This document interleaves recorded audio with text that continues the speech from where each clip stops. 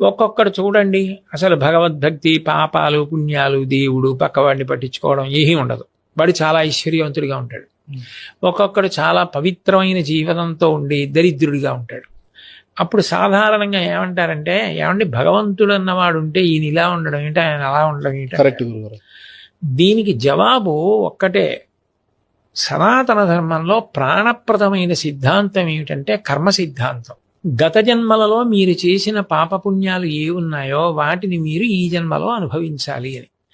ఆయన గత జన్మలలో పుణ్యం చేశాడు, దాని ఫలితం ఇప్పుడు ఐశ్వర్యం అనుభవిస్తున్నాడు. ఇప్పుడు చేస్తున్నాడు పాపం, దీన్ని అనుభవిస్తాడు. ఆయన గత జన్మలో పాపం ఇప్పుడు పూర్తి చేసేసుకుంటున్నాడు, అయినా ఇప్పుడు పవిత్ర జీవనం పొందున్నాడు. అందుకని దీని ఫలితం ఉత్తర జన్మల్లో పొందుతాడు.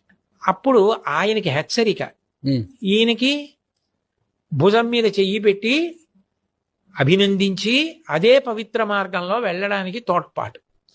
పునర్జన్మ సిద్ధాంతంలో కర్మ ప్రధానమై ఉంటుంది. అది మీరు పెట్టలేదు, నేను పెట్టలేదు, అది ప్రధాన సిద్ధాంతం.